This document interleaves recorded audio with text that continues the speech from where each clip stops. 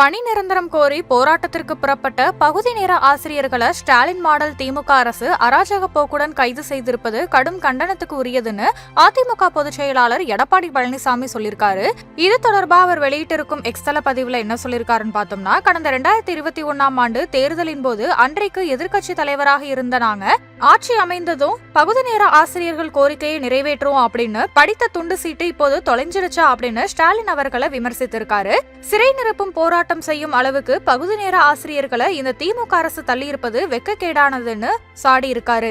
அதே போல ஸ்ரீவில்லிபுத்தூர் அரசு மருத்துவமனை மருத்துவர் ரமேஷ் பாபு கத்தியால குத்தப்பட்டதாக வரும் செய்தி அதிர்ச்சி அளிக்குது அப்படின்னு சொல்லியிருக்காரு. ஏற்கனவே சென்னை கிண்டி அரசு மருத்துவமனையில டாக்டர் பாலாஜி கத்தியால குத்தப்பட்ட போது அரசு மருத்துவமனைகளோட பாதுகாப்பை அரசு உறுதி செய்திருக்கணும். ஆனா இது ஸ்டாலின் மாடல் அல்லவா, அதனால வழக்கம் போல கடந்து சென்றதன் விளைவேதான் இந்த சம்பவம் அப்படின்னு எடப்பாடி பழனிசாமி சுட்டி காட்டியிருக்காரு.